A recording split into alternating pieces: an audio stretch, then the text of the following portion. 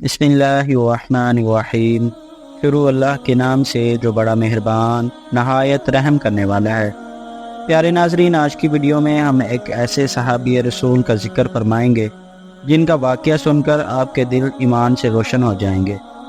ام انمار خزائیہ ایک روز مکے میں واقع غلاموں کے بازار میں پہنچی۔ وہ ایک ایسا غلام خریدنا چاہتی تھی کہ اس سے گھریلو خدمت بھی لے اور اس کی کمائی سے فائدہ بھی حاصل کرے۔ چنانچہ وہ فروخت کے لیے آئے ہوئے ایک غلام کے چہرے کو بغور دیکھتی پھر رہی تھی۔ آخر اس کی نگاہ ایک لڑکے پر جا کر ٹک گئی۔ وہ صحت مند تھا اور ابھی سن بلوغت تک بھی نہیں پہنچا تھا۔ شرافت کے آثار اس کے چہرے سے نظر آتے تھے۔ اسے یہ لائق و شریف بچہ پسند آ گیا اور اس نے قیمت ادا کر کے اسے خرید لیا اور اسے اپنے ساتھ لے کر گھر کی طرف روانہ ہو گئی۔ گھر جاتے ہوئے ام انمار نے راستے میں اس سے پوچھا، بچے تمہارا کیا نام ہے؟ بچے نے جواب دیا، خباب۔ ام انمار نے پوچھا کہ تمہارے والد کا کیا نام ہے؟ بچے نے کہا، آرت۔ ام انمار نے پوچھا، کہاں کے رہنے والے ہو؟ بچے نے کہا، نجد۔ ام انمار نے پوچھا، تب تم عربی نسل ہو؟ بچے نے جواب دیا، جی ہاں، اور میرا تعلق بنو تمیم سے ہے۔ ام انمار نے پوچھا، تم مکہ میں غلاموں کے سوداگروں کے ہاتھ کیسے لگ گئے؟ بچے نے کہا، ایک قبیلے کے لوگوں نے ہماری بستی پر اچانک چھاپا مار کر ہمارے جانوروں کو چھین لیا، عورتوں کو گرفتار کر لیا اور بچوں کو پکڑ لیا۔ پکڑے جانے والے بچوں میں میں بھی تھا، جو ہاتھوں ہاتھ بکتا ہوا یہاں مکہ پہنچ گیا اور اب آپ کے ہاتھ میں ہوں۔ ام انمار نے اپنے اس غلام کو مکے کے ایک مشہور کاریگر کے سپرد کیا تاکہ وہ اس سے اسلحہ بازی کا ہنر سیکھے۔ انہوں نے بہت جلد اس فن میں مہارت حاصل کر لی اور اس میں ماہر ہو گئے، اور جب ان کے بازو خوب طاقتور ہو گئے اور وہ جسمانی طور پر کافی مضبوط ہو گئے تو ام انمار نے ایک دکان کرائے پر لی اور اسلحہ سازی کے لیے ضروری اوزار اور سامان خرید کر غلام کے حوالے کیا، اور ان کی مہارت فن کے ذریعے خوب مالی فوائد حاصل کرنے لگی۔ چند ہی دنوں میں خباب کی فنی مہارت کی شہرت مکے کے پوری آبادی میں پھیل گئی اور لوگ کثرت سے ان کے پاس تلواریں خریدنے کے لیے آنے لگے، کیونکہ وہ ایک بہترین کاریگر ہونے کے ساتھ ساتھ نہایت خوش اخلاق، دیانتدار اور سچے شخص تھے۔ خباب اپنی کم عمری اور نوجوانی کے باوجود نہایت ہوشیار اور سمجھدار تھے۔ جب وہ اپنے کاموں سے فارغ ہو کر اکیلے میں بیٹھتے تو اکثر اس جاہلی معاشرے کے متعلق سوچا کرتے، جو سر سے پیر تک فساد اور بگاڑ میں غرق ہو چکا تھا، اور انہیں یہ دیکھ کر کہ اہل عرب کی زندگی پر شدید قسم کی جہالت اور گمراہی مسلط ہے، جس کا شکار وہ خود بھی ہیں، تو وہ سخت گھبراہٹ میں مبتلا ہو جایا کرتے تھے، مگر وہ مایوس نہ ہوتے تھے اور اچھی امید رکھتے ہوئے بے ساختہ پکار اٹھتے، ایک نہ ایک دن اس اندھیری اور تاریک رات کا خاتمہ ہو کر رہے گا، صبح کی روشنی ضرور آئے گی، اور دل ہی دل میں اپنے لیے درازی عمر کی تمنا کرتے تاکہ اپنی آنکھوں سے جہالت و گمراہی کی اس تاریکی کو چھٹتے اور علم و ہدایت کی روشنی کو نمودار ہوتے ہوئے دیکھ لیں۔ اور خباب کو اس کے لیے زیادہ دیر انتظار نہیں کرنا پڑا۔ ان کی آرزو بہت جلد پوری ہو گئی۔ ان کو ایک دن یہ خبر ملی کہ بنو ہاشم کے خاندان میں ایک نبی تشریف لائے ہیں، جن کے ذریعے لوگوں کو اچھی باتیں مل رہی ہیں۔ یہ خبر سنتے ہی وہ بارگاہ رسالت میں حاضر ہوئے، حضور صلی اللہ تعالی علیہ وآلہ وسلم کا پیغام سنا اور اس پیغام کے نور سے ان کا دل منور ہو گیا۔ چنانچہ انہوں نے پیغمبر رسول صلی اللہ تعالی علیہ وآلہ وسلم کی طرف ہاتھ بڑھایا اور آپ کے ہاتھ پر بیعت کرتے ہوئے اس بات کی گواہی دی، اللہ واحد کے سوا کوئی دوسرا لائق عبادت نہیں ہے، اور محمد صلی اللہ تعالی علیہ وآلہ وسلم اس کے بندے اور رسول ہیں۔ اس طرح وہ اسلام میں داخل ہونے والے چھٹے شخص بن گئے، اور کہا جاتا ہے کہ حضرت خباب رضی اللہ تعالی عنہ پر ایک ایسا وقت بھی گزرا کہ وہ اسلام کا چھٹا حصہ تھے۔ حضرت خباب رضی اللہ تعالی عنہ نے اپنے اسلام کو کسی سے چھپانے کی کوشش نہیں کی، اس لیے ان کی مالکہ ام انمار کو ان کے مسلمان ہونے کی خبر بہت جلد معلوم ہو گئی۔ اس خبر کو سنتے ہی وہ غصے سے بھڑک اٹھی۔ اس نے اپنے بھائی صبا عبد العزیٰ کو ساتھ لیا۔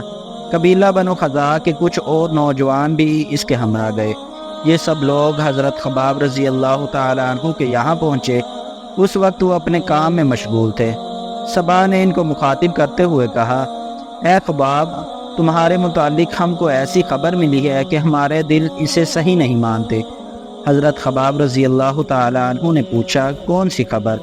صبا نے غصے سے تیز ہوتے ہوئے کہا یہ بات ہر طرف مشہور ہو رہی ہے کہ تم بے دین ہو گئے ہو اور اپنے آباء و اجداد کے دین کو چھوڑ کر بنی ہاشم کے اس نوجوان کی پیروی کرنے لگے ہو۔ حضرت خباب رضی اللہ تعالیٰ عنہ نے نہایت پرسکون لہجے میں جواب دیتے ہوئے کہا میں بے دین نہیں ہوا ہوں، میں اللہ وحدہ لا شریک لہ پر ایمان لایا ہوں جس کا کوئی شریک نہیں، اور میں نے تمہارے بتوں کی پرستش چھوڑ دی ہے اور اس بات کی گواہی دی ہے کہ محمد صلی اللہ تعالیٰ علیہ وآلہ وسلم اللہ تعالیٰ کے بندے اور اس کے رسول ہیں۔ حضرت خباب رضی اللہ تعالیٰ عنہ کے یہ الفاظ جیسے ہی صبا اور اس کے ساتھیوں کے کانوں میں پڑے وہ یکایک ان پر ٹوٹ پڑے اور ان کے اوپر لاتوں اور بھوسوں کی بارش کر دی، اور جس کے ہاتھ میں جو چیز آئی اس سے مارنے لگا، چاہے وہ ہتھوڑا ہو یا لوہے کا ٹکڑا۔ وہ ان کو مارتے رہے یہاں تک کہ وہ زمین پر گر کر بے ہوش ہو گئے اور ان کے جسم سے خون بہنے لگا۔ حضرت خباب رضی اللہ تعالیٰ عنہ اور ام انمار کے درمیان پیش آنے والے اس واقعے کی خبر پورے مکے میں جنگل کی آگ کی طرح بڑی تیزی کے ساتھ پھیل گئی، اور لوگ ان کی اس بے انتہا جرت پر دنگ ہو کر رہ گئے، کیونکہ اس سے پہلے انہوں نے کسی کے متعلق یہ سنا ہی نہ تھا کہ اس نے اسلام قبول کرنے کے بعد لوگوں کے درمیان کھڑے ہو کر اس طرح صراحت اور دلیری کے ساتھ اپنے اسلام کا اعلان کیا ہو۔ سرداران قریش ان کی اس غیر معمولی جرت پر سخت پریشان و حیران ہوئے۔ کبھی ان کے دماغ میں یہ بات بھی نہیں آئی تھی کہ ام انمار کے اس غلام کی طرح کا کوئی غلام اس حد تک جرت کا مظاہرہ کرے گا کہ کھلم کھلا ہمارے بتوں کو برا بلا کہے گا اور ہمارے باپ دادا کے دین کو گمراہی والا دین کہے گا۔ اس واقعے نے قریش کو اس بات کا یقین دلایا کہ یہ ان کی زندگی کا بدترین دن ہے، اور ان کا یقین کچھ غلط بھی نہ تھا، کیونکہ اس کے بعد ہی حضرت خباب رضی اللہ تعالیٰ عنہ کی اس جرت سے ان کے ساتھیوں کے اندر بھی اس بات کا حوصلہ پیدا ہو گیا کہ وہ کھل کر اپنے اسلام کا اعلان کریں۔ چنانچہ ان کے بعد ہر ایک مسلمان نے کلمہ شہادت کا کھلا اظہار کرنا شروع کر دیا۔ ایک روز ابو سفیان بن حرب، ولید بن مغیرہ، ابو جہل بن حشام اور دوسرے بہت سے سردار قریش بیت اللہ کے پاس ایک مجلس میں جمع تھے اور حضور صلی اللہ تعالیٰ علیہ وآلہ وسلم کی ذات اور اسلام کو پھیلنے سے روکنے کے بارے میں سوچنے لگے۔ انہوں نے محسوس کیا کہ محمد صلی اللہ تعالیٰ علیہ وآلہ وسلم کی دعوت روز بروز بڑھتی اور پھیلتی جا رہی ہے اور ان کی مقبولیت میں اضافہ ہوتا جا رہا ہے۔ چنانچہ انہوں نے فیصلہ کیا کہ مرض کے بڑھنے سے پہلے ہی اس کو ختم کر دیا جائے، اور وہ اس مجلس سے متفقہ طور پر اس بات کا فیصلہ کر کے اٹھے کہ ہر قبیلہ اپنے ان افراد کو جنہوں نے محمد صلی اللہ تعالیٰ علیہ وآلہ وسلم کی پیروی اختیار کی ہے ایسی دردناک اور عبرت انگیز سزا دے کہ یا تو وہ اپنے اس نئے دین کو ترک کر کے پرانے دین کی طرف پلٹ آئیں یا پھر مر جائیں۔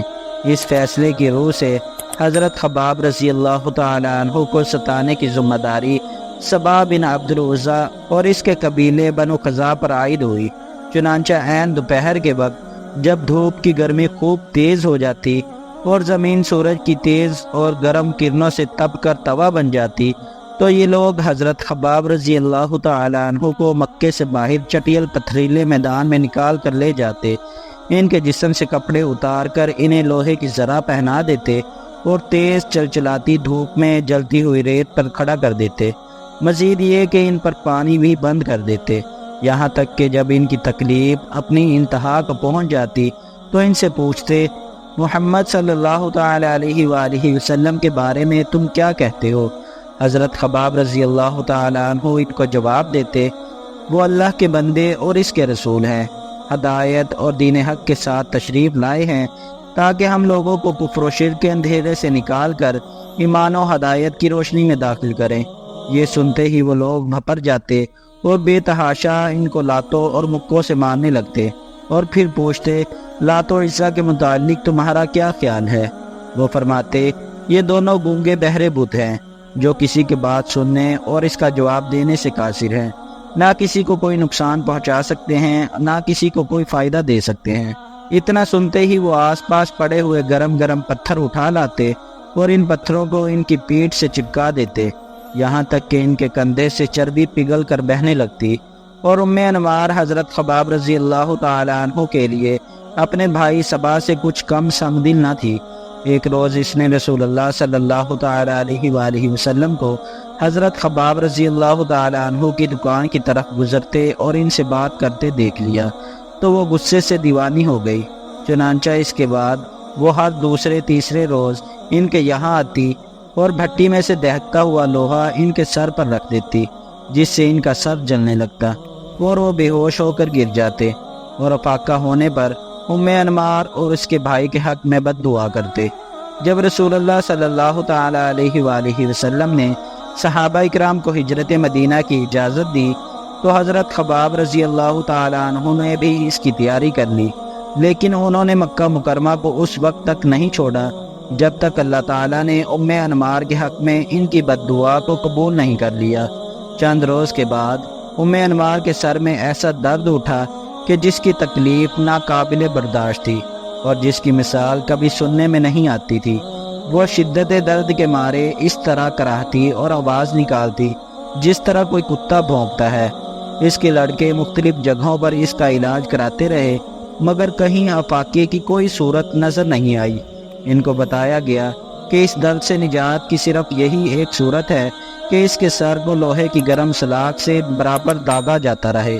طبیبوں کی ہدایت کے مطابق اس کے سر کو گرم لوہے سے داغا جانے لگا۔ جب گرم سلاخ سر کو لگتی تو اس کو اتنی شدید قسم کی تکلیف ہوتی کہ وہ اپنے درد سر کی تکلیف کو بھول جاتی۔ مدینہ منورہ میں انصار کی مہمان نوازی اور ان کے حسن اخلاق سے حضرت خباب رضی اللہ تعالی عنہ نے اس سکون و راحت کا مزہ چکھا جو انہیں مکہ مکرمہ میں ایک لمبے عرصے تک حاصل نہ ہوا تھا۔ یہاں آ کر نبی کریم صلی اللہ تعالی علیہ وآلہ وسلم کے قرب و دیدار سے ان کی آنکھیں ٹھنڈی ہوئیں۔ اب یہاں ان کے سکون کو ختم کرنے اور اطمینان کو منتشر کرنے والی کوئی چیز نہ تھی۔ وہ رسول اکرم صلی اللہ تعالی علیہ وآلہ وسلم کے ساتھ غزوہ بدر میں شریک ہوئے اور آپ کے جھنڈے تلے بہادری کے ساتھ جنگ میں حصہ لیا۔ نیز انہوں نے رسول اللہ صلی اللہ تعالی علیہ وآلہ وسلم کے ساتھ جنگ احد میں بھی شرکت کی اور وہاں انمار کے بھائی صبا بن عبد العزیٰ کی لاش دیکھی جس کو اللہ کے شیر حضرت حمزہ رضی اللہ تعالی عنہ نے موت کے گھاٹ اتارا تھا۔ صبا بن عبد العزیٰ کی لاش دیکھ کر ان کی آنکھیں ٹھنڈی ہو گئیں۔ اللہ سبحانہ و تعالی نے حضرت خباب رضی اللہ تعالی عنہ کو لمبی عمر عطا فرمائی۔ انہوں نے چاروں خلفائے راشدین کا مبارک اور مثالی زمانہ دیکھا اور ان کے زیر سایہ عزت و شہرت کی زندگی گزاری۔ ایک دن وہ حضرت عمر بن خطاب رضی اللہ تعالی عنہ کے عہد خلافت میں ان کے پاس پہنچے تو حضرت عمر رضی اللہ تعالی عنہ نے ان کے ساتھ نہایت عزت و احترام کا برتاؤ کیا۔ ان کو اونچی جگہ پر بٹھایا اور ان سے فرمایا، بلال کے سوا اس جگہ پر بیٹھنے کا مستحق تم سے زیادہ دوسرا کوئی نہیں ہے۔ پھر ان سے مشرکین کے ہاتھوں پہنچائی گئی سب سے زیادہ دردناک اور تکلیف دہ اذیت کے بارے میں دریافت کیا۔ پہلے تو وہ جواب دینے سے ہچکچائے مگر حضرت عمر رضی اللہ تعالی عنہ کے شدید اصرار پر انہوں نے اپنی پیٹھ سے چادر ہٹا دی۔ حضرت عمر رضی اللہ تعالی عنہ اسے دیکھ کر چونک اٹھے اور بولے، یہ کیسے ہوا؟ تو حضرت خباب رضی اللہ تعالی عنہ نے بتایا، ایک دن مشرکین نے آگ جلا کر انگارے تیار کیے، پھر انہوں نے میرے جسم سے کپڑے اتار دیے اور مجھے انگاروں پر لٹا کر گھسیٹتے رہے، یہاں تک کہ میری پیٹھ کا گوشت ہڈیوں سے الگ ہو گیا اور جسم سے نکلی ہوئی چربی نے ان انگاروں کو ٹھنڈا کر دیا۔ پیارے ناظرین، حضرت خباب رضی اللہ تعالی عنہ نے پہلے افلاس اور تنگ دستی کی زندگی گزاری تھی، لیکن اپنی عمر کے آخری دور میں وہ کافی مالدار ہو گئے تھے۔ وہ اس قدر سونے اور چاندی اور مال و دولت کے مالک بن گئے جس کا انہیں وہم و گمان بھی نہ تھا، لیکن انہوں نے اس مال کو خرچ کرنے کا ایسا انوکھا طریقہ اختیار کیا کہ کوئی سوچ بھی نہیں سکتا۔ انہوں نے اپنی دولت گھر کے ایک حصے میں رکھ دی تھی جس کو تمام ضرورت مند اور فقراء و مساکین جانتے تھے۔ انہوں نے نہ تو اس مال کی حفاظت و نگرانی کے لیے کسی آدمی کو مقرر کیا اور نہ اس پر تالا لگایا، ضرورت مند اس میں سے جتنا چاہتے لے جاتے۔ اس کے باوجود وہ ہمیشہ اس اندیشے میں مبتلا اور اس بات سے خوف زدہ رہتے کہ ان سے اس مال کا حساب لیا جائے گا اور شاید مجھے اس کی وجہ سے عذاب میں مبتلا کر دیا جائے گا۔ ان کے ساتھیوں کا بیان ہے کہ ہم لوگ حضرت خباب رضی اللہ تعالی عنہ کے مرض الموت میں ان کی عیادت کے لیے گئے تو انہوں نے کہا کہ اس جگہ 80,000 درہم ہیں۔ اللہ کی قسم، نہ تو میں نے اس پر کبھی کوئی روک ٹوک کی، نہ کبھی کسی سائل کو اس میں سے لینے سے منع کیا۔ اتنا کہہ کر وہ رونے لگے۔ جب ہم نے ان سے رونے کا سبب دریافت کیا تو بولے، میں اس لیے روتا ہوں کہ میرے بہت سے ساتھی اس طرح دنیا سے گزر گئے کہ انہوں نے اپنے نیک اعمال اور دین کو پھیلانے کی خاطر مشقت برداشت کرنے کے بدلے کوئی دنیاوی فائدہ نہیں حاصل کیا، لیکن میں زندہ رہا اور اس قدر دولت و جائیداد میرے ہاتھ آئی کہ مجھے اندیشہ ہے کہ کہیں یہ میرے اعمال صالحہ کا بدلہ نہ ہو۔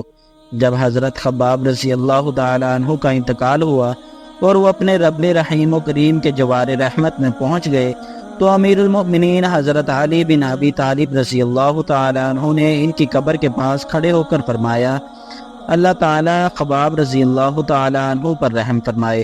انہوں نے دلی رغبت سے اسلام قبول کیا، اپنی خوشی سے ہجرت کی اور ایک مجاہدانہ زندگی گزاری، اور اللہ تعالیٰ نیکی کرنے والے کا اجر ہرگز ضائع نہیں کرے گا۔ پیارے ناظرین، اللہ تعالیٰ کسی محنت کرنے والے کی محنت کو ضائع نہیں فرماتے۔ جو کام کرے گا اس کا پھل پائے گا۔ اللہ تعالیٰ ارشاد فرماتے ہیں، میں ضائع نہیں کرتا محنت کسی محنت کرنے والے کی، تم میں سے مرد ہو یا عورت۔ اس واقعے سے ہمیں یہ سبق ملتا ہے کہ صحابہ کرام رضی اللہ تعالیٰ عنہ نے دین پھیلانے کے لیے محنت فرمائی، تکلیفیں برداشت کی، تو اللہ تبارک و تعالیٰ نے اسلام کو پوری دنیا میں پھیلا دیا۔ کفار نے بہت کوشش کی کہ اسلام نہ پھیلے۔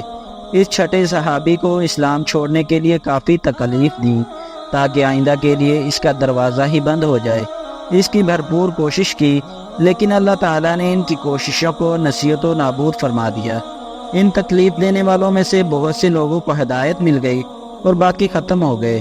ہمیں بھی چاہیے کہ ہم نیت کریں کہ ہم صحابہ کرام رضی اللہ تعالیٰ عنہ کی طرح دین پھیلانے کی محنت کریں گے۔